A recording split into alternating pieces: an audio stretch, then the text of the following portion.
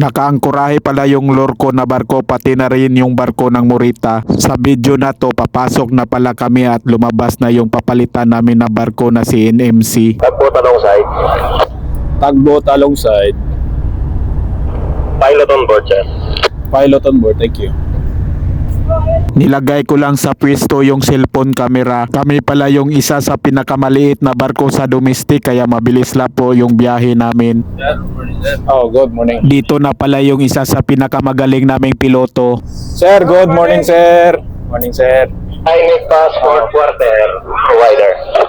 Tagbid Passport Quarter, thank you. Nandito na pala sa proa yung tugboat namin na si Takimaro 28. Dito pala sa North Harbor, Manila, meron pala umakyat na piloto at mag-assist din yung dalawang malaking tugboat. Pero naabutan ko yun dati na wala kaming piloto kaya kukuha lang ako ng dalawang tugboat at ako na yung magmanyubrada. Stop engine. Sa 100. 100. Oo. Okay, 20, distansya, bow stop. At pagkatapos po namin makadikit, bababa naman agad yung piloto namin. Sir, pilot on, sir. Okay, pilot off, thank you.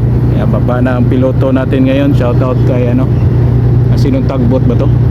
Wala. Julo pala. Shout out kay Julo sa Meridian o sa Oceanic. Baba na yung piloto natin, nakadikit na tayo. Ayos. Salamat sa pagano, maganda yung panahon. Shout out kay Chief Engineer.